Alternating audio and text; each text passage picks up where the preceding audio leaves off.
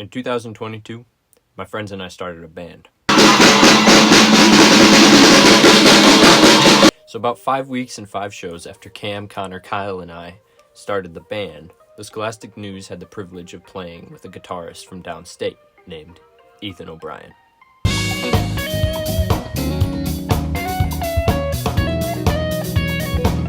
While he's now a middle school English teacher, Ethan's been playing guitar for about 20 years in a multitude of bands.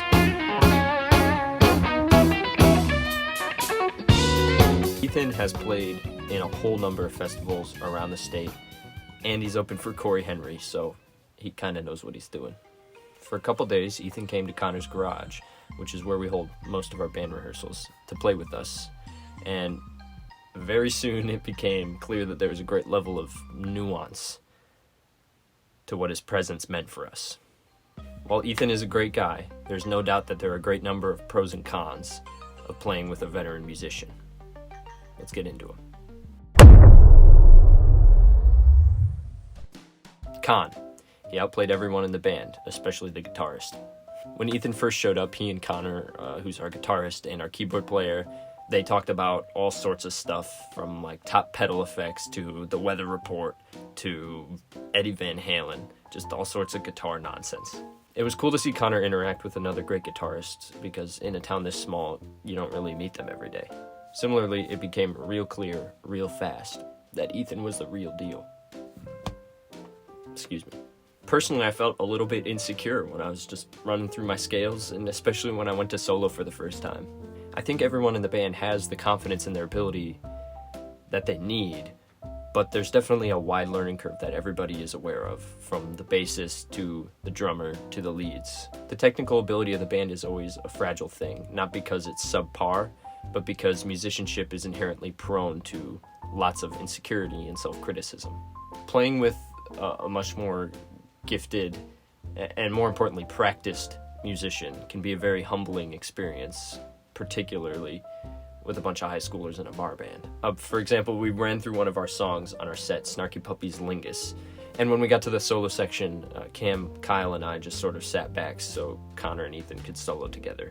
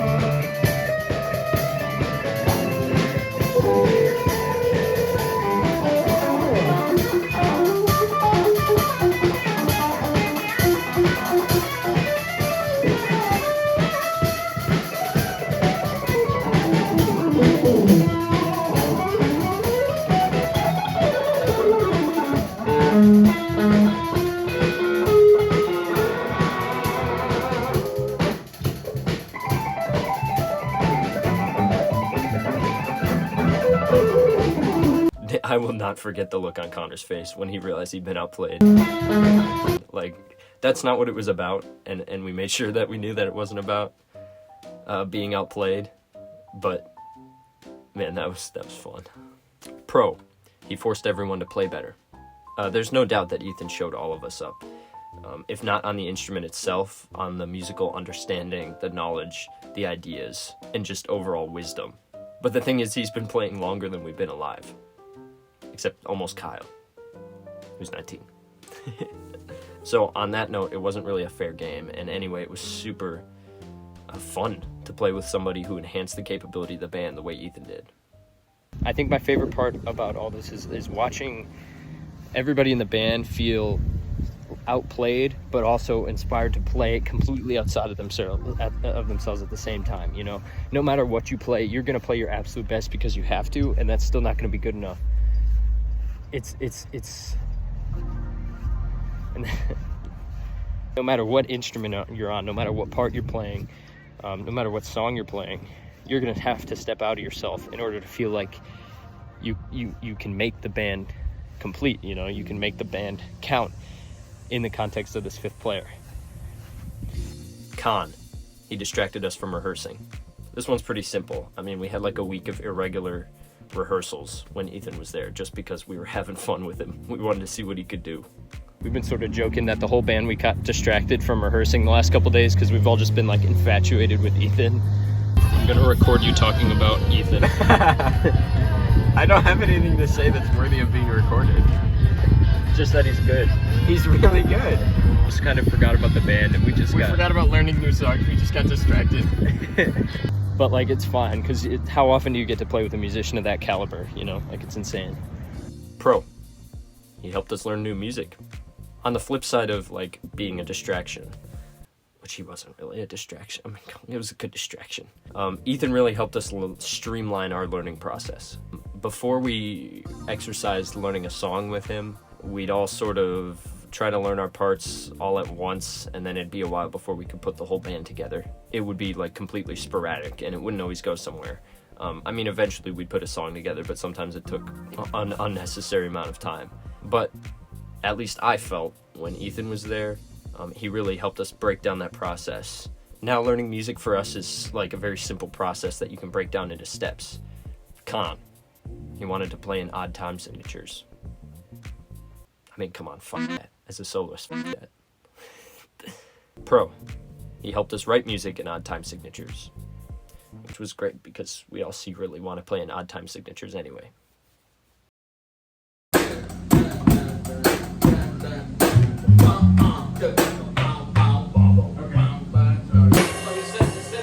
So instead of kick right there, you play snare. Ba, ba, da, da, da, ba, ba.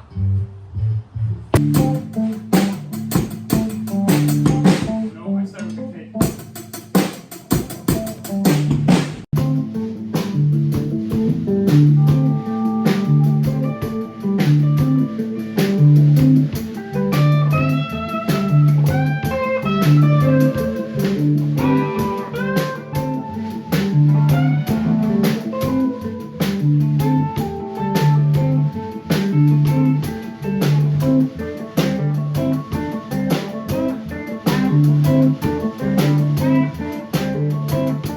Con. When he played with us during our show, we were way too loud.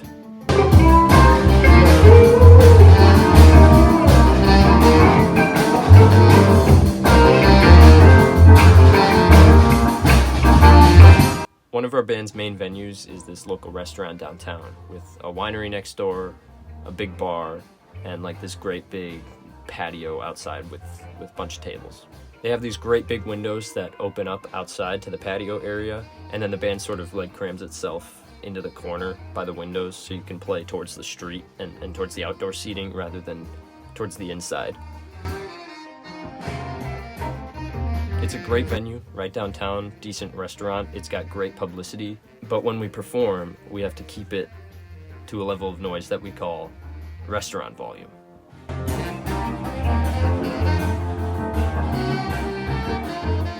Restaurant volume is sort of the acknowledgement that it's sort of the acknowledgement that this is the sort of place where people are paying to eat and drink and talk with friends, not to hear us play.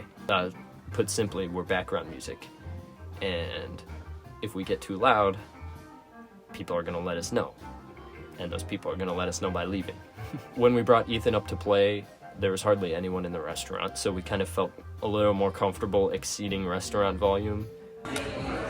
Just a quick view of the room, but it was still a little much.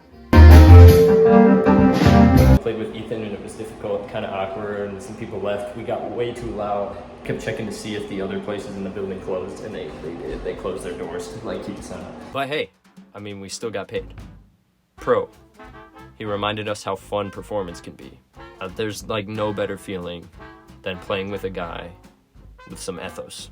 I mean, the most credibility the members of our band have is like the high school wind ensemble. No shame to the high school wind ensemble, I mean, we rock.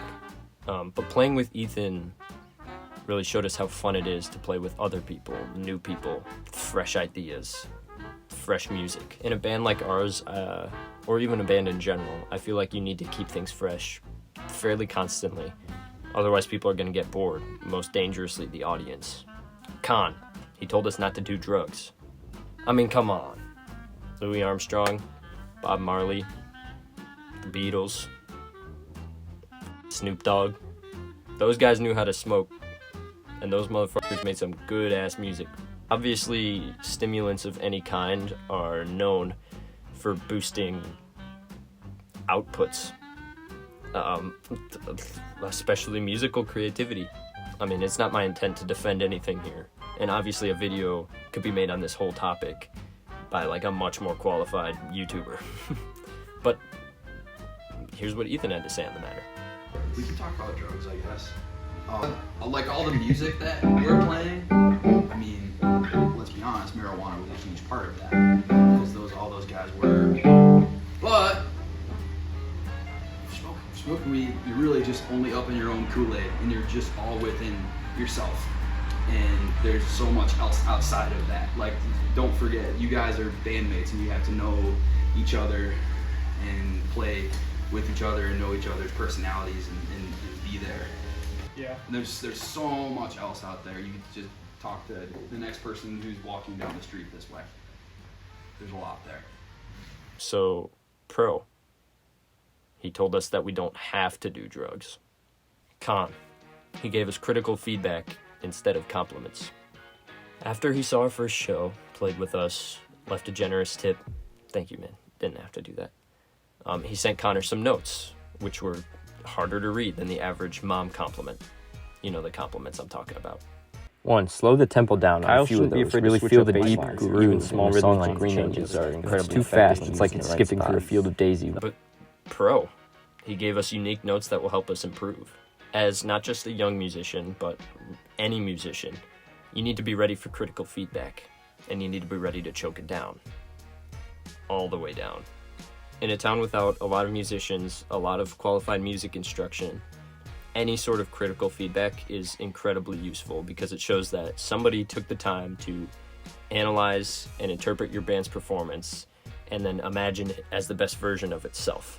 Generally speaking, critical feedback ought to be an expression of empathy between musicians, of mutual consent to say and do what it takes to make the music as good as it can be. Additionally, Ethan was very humble about his own credibility. Something like, hey, I'm not the best around. This is just my advice. Take it if you want.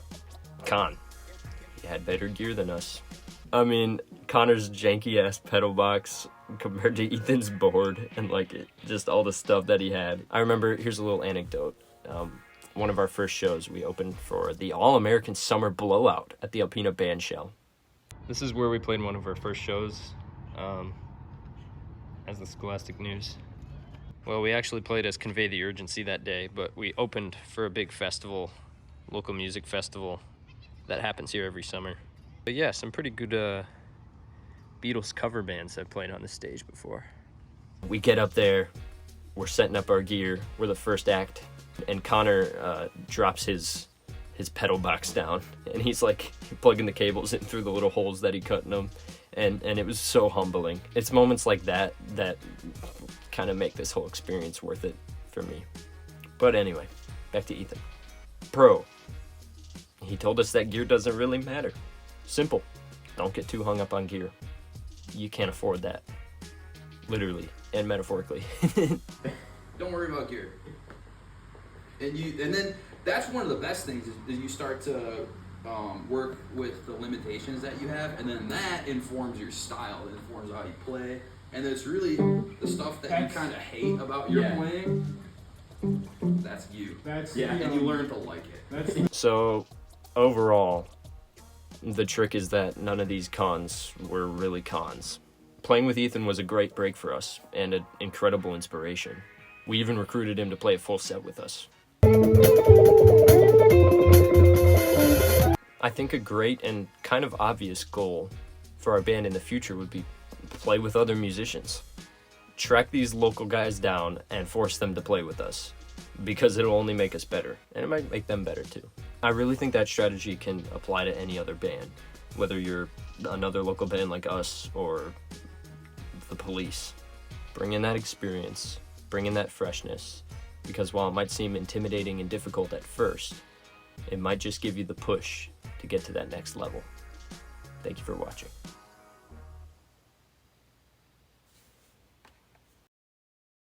That's a wrap.